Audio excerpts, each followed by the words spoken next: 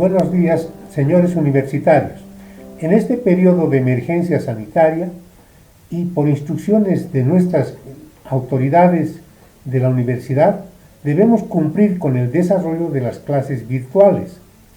Por motivos de evaluación, sugiero que observen con mucha atención las diferentes diapositivas que les pasaremos a continuación.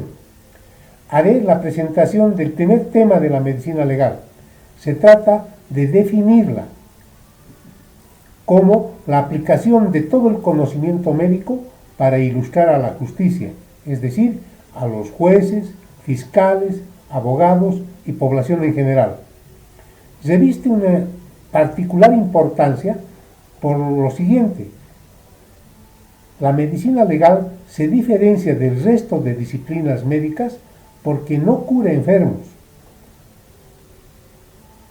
Para el adecuado abordaje de esta asignatura es necesario el conocimiento de casi la totalidad del currículum de la materia de medicina legal y constituye un referente obligado para precisar y para concadenar conceptos conexos. El propósito de la actividad docente debe sistematizar la información, actualizándola críticamente para que el manejo de los protocolos y normativas que rigen el desarrollo y desempeño profesional del médico constituya un apoyo importante para los futuros profesionales.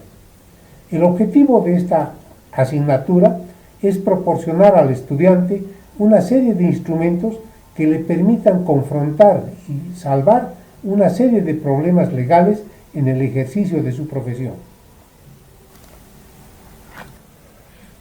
La Lex Artis es uno de los fundamentos principales del ejercicio profesional del médico.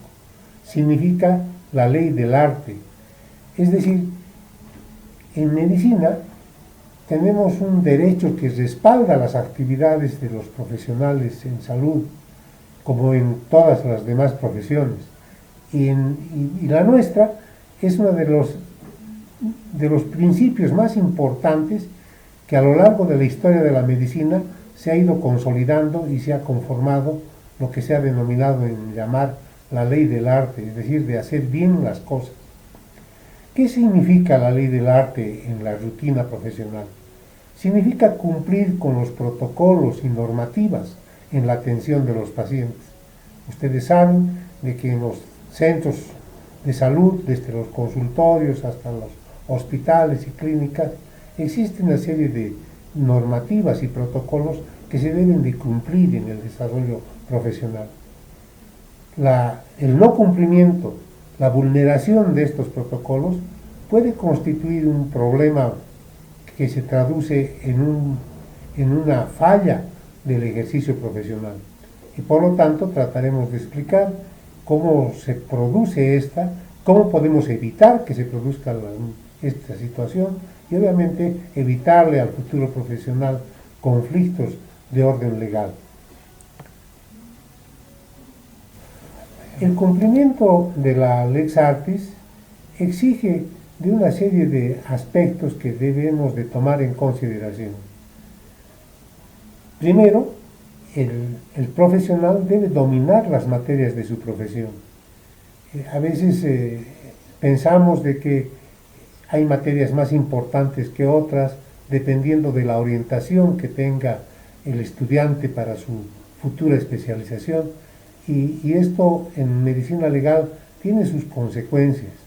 Por eso es que una de las exigencias más importantes es dominar todas las materias de su profesión.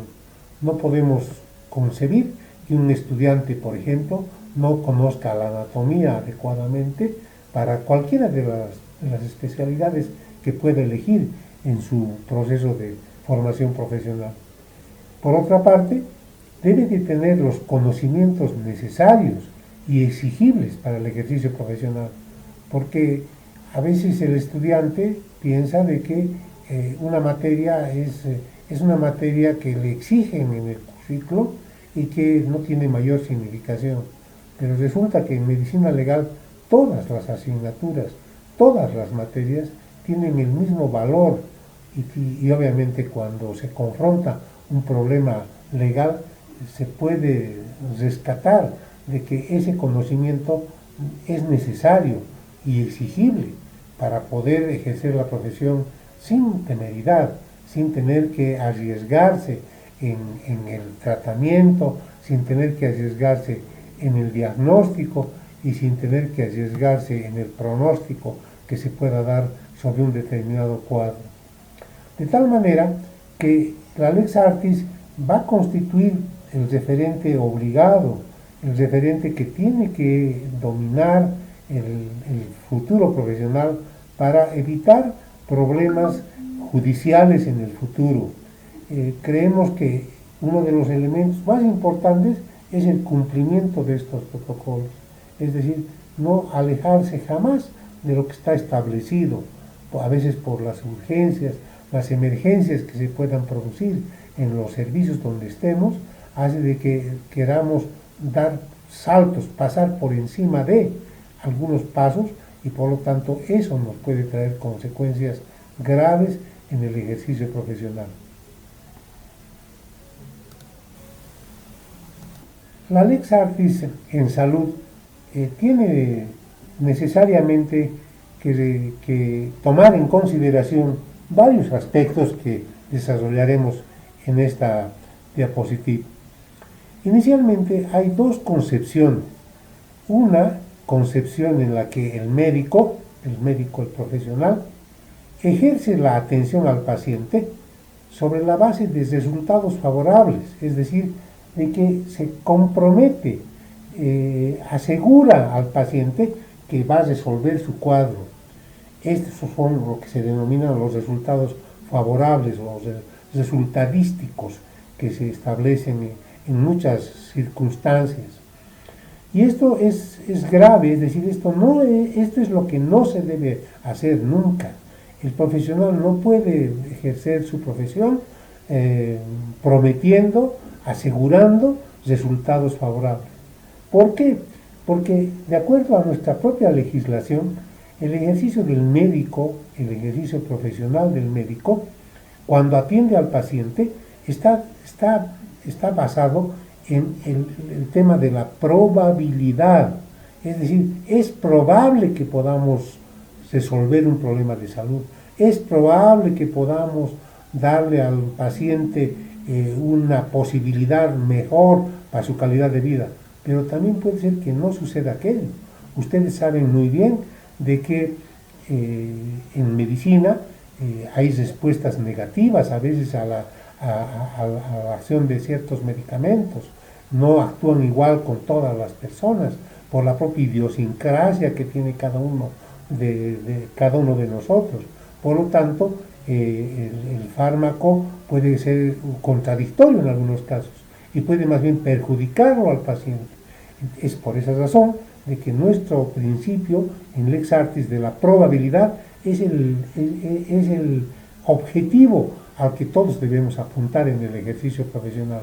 No podemos arriesgarnos a hacer lo contrario, anunciar que curamos enfermedades, en esta etapa de la pandemia, por ejemplo, decir este medicamento es la solución, aquí se acabó el coronavirus. No hay tal, no se puede asegurar eso, porque resulta que ese medicamento puede ser contradictorio en algunos casos, en otros casos puede ser favorable, pero si confrontamos en medicina legal se alimenta de casos raros, de las rarezas que pueden suceder. Por lo tanto, una recomendación muy importante es recordar ese principio de la probabilidad, que ustedes han revisado en salud pública. Hay una serie de elementos, las leyes probabilísticas, que son temas estadísticos que tienen su propio peso específico en el ejercicio profesional. En medicina debemos de necesariamente hacer referencia a lo que significa la cultura de la salud, porque mucho depende de la forma en que la sociedad vea a la salud o vea su salud para poder tener un nivel de vida distinto, para tener una calidad de vida diferente. Y esto tiene una relación directa con la medicina legal, porque son aspectos que van a estar normados. Por ejemplo, en Bolivia tenemos una serie de tradiciones, una diapositiva anterior en que se muestra, por ejemplo, un callahuaya mostrando la coca, soltando la coca para establecer un diagnóstico, ¿no? En el pasado se ha criticado mucho, pero ahora nuestra propia Constitución habla de que se tiene que reconocer a la medicina natural, a la medicina tradicional, como una forma de poder encarar los problemas de salud de la población. En Bolivia tenemos históricamente una fecha muy importante que constituye el 21 de septiembre próximo, que es, de acuerdo al calendario andino, constituye la fiesta de la Sidua, que trata de alejar y conjurar las enfermedades, los males, las pestes y los infortunios que aparecían cuando se terminaba el periodo de la sequía. Tal vez haciendo tratando de haber una comparación con este asunto del coronavirus, esperamos pues de que este coronavirus para la fecha citada de la Sidua pueda desaparecer de Bolivia y logremos superar esta situación tan desesperante que está viviendo nuestra sociedad boliviana. Pero esta fiesta de la Sidua es una tradición muy interesante, muy importante, que desde la época del imperio se la ha manejado y se la ha rescatado históricamente para conocimiento de los nuevos profesionales. La Sidua era hacer la limpieza en el hogar, la limpieza, lo que estamos haciendo ahora, desinfectarnos, sacar toda la basura afuera, con medidas de cuidado, llevarlas hasta los contenedores donde debe de ser reciclada o llevada a otros centros, los barbijos, los guantes desechables y todo aquello, porque es la forma de cortar una infección. Vean ustedes cómo esto tiene mucha relación históricamente con algo que ya nuestros ancestros manejaban. ¿Y cómo no vamos a rescatar estos aspectos que tienen que ver con las tradiciones culturales? Hay culturas en Europa que tienen pues otro tipo de concepción, mucho más, digamos, de alargar la vida más allá de lo que normalmente alcanzamos acá en América Latina. Estamos acercándonos entre los 65, 70 años, hemos aumentado casi 20 años a la población boliviana. En Europa están sobre los 90, 95 años, en Asia lo propio. Entonces, esta cultura de la salud es la que nos va a permitir aproximar la Lex Artis a lo que significa el ejercicio profesional en nuestra sociedad. La responsabilidad médica es uno de los temas que está ligado íntimamente a la medicina legal. Entendemos como responsabilidad médica a la deontología, es decir, la deontología es la responsabilidad que tiene el profesional en el ejercicio de su profesión. Y justamente es bueno hacer una diferenciación entre lo que significa, por ejemplo, la moral. Hay mucha gente que confunde la moral con la deontología o la moral con la ética, y son conceptos totalmente diferentes, ¿no? La moral es un concepto filosófico que tiene que ver con el bien y con el mal, ¿no?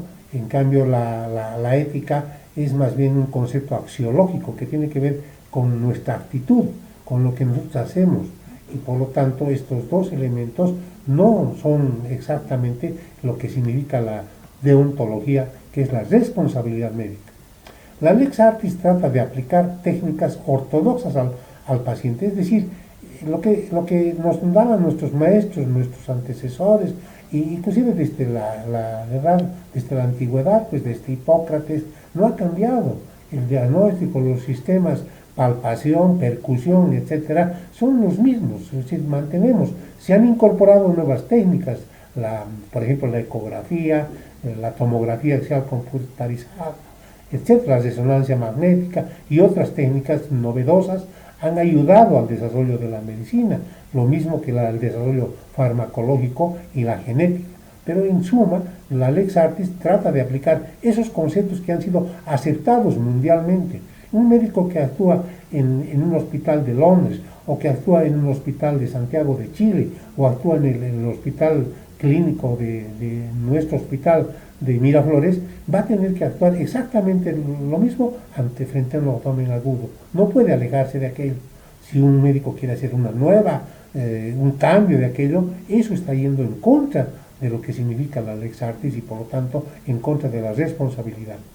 Se refiere también a cómo debe aplicarse ese tratamiento, porque hay una forma de abordaje del tratamiento, cómo se tiene que hacer. Por ejemplo, para poder hacer una cirugía, usted tendrá que tener el grupo sanguíneo, tendrá que ver que ese paciente tiene funcionando bien el corazón, que no tiene problemas pulmonares ni renales, tendrá que hacerlo valorar con el anestesiólogo. Si no hace eso, estaría incumpliendo la normativa y por lo tanto, imagínense que en pleno intervención necesita sangre y no sepa de qué grupo sanguíneo es, ese paciente puede morir porque no consigne el grupo sanguíneo. Y finalmente se refiere al tratamiento indicado, porque a veces el médico en defensa propia puede acudir pues, a cubrirse, como dicen, las espaldas y a poder aplicar todo lo que pueda, como eso se ha dicho, esa medicina defensiva, en la que un paciente con cefalea le tengamos que hacer una tomografía, sea computarizada, a todo paciente con cefalea, y eso no es posible, no se puede hacer eso, porque eso va a generar un daño económico muy grande a la salud y por lo tanto a la salud pública en general. Bueno, hemos hecho una síntesis de lo que significa la primera parte de la medicina legal, tratando de proporcionarles a ustedes los conceptos generales que les ayuden en el ejercicio profesional. De todas maneras, vamos a reforzar todo esto que hemos señalado en los siguientes capítulos de la medicina legal para darle todo un contexto global, integral y poder ser de utilidad para el ejercicio profesional y para la experiencia de ustedes a través de esta modalidad virtual de enseñanza en la universidad. Muchas gracias.